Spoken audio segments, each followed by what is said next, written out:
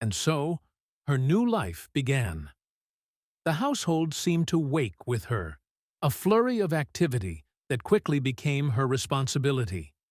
Tasks piled upon tasks, each accompanied by orders from a different member of the family. The kitchen, thick with the smell of smoke and spices, became her domain, where her mother-in-law's watchful eyes followed her every move, quick to point out flaws and issue corrections. The men of the household left at dawn.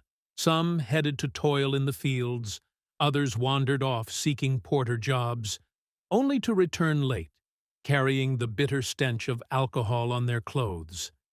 Evenings were a tense ritual, frequently unraveling into heated arguments, their voices rising sharply, heavy with frustration from the day's hardships and the reckless indulgence of the night.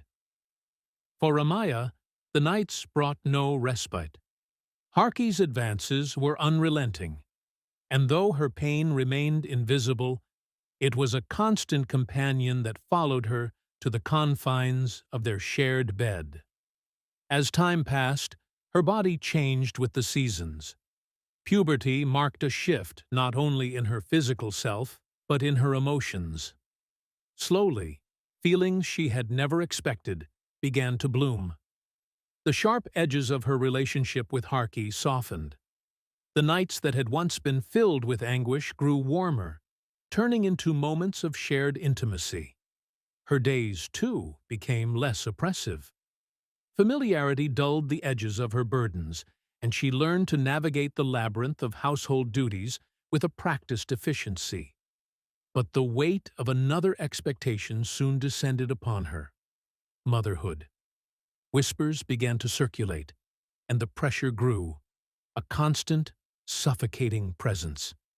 The blame, as always, fell squarely on her shoulders, and the sharpest criticisms came not from the men, but from other women. "It must be her," they said, their words laced with judgment and pity. "What good is a wife who cannot give her husband an heir?" Ironically, what society saw as her greatest failure might have been her salvation. Rammaya saw young brides around her succumb to the cruel perils of childbirth, their fragile bodies sacrificed in the name of lineage. The cries of newborns often came with the silence of a mother gone too soon.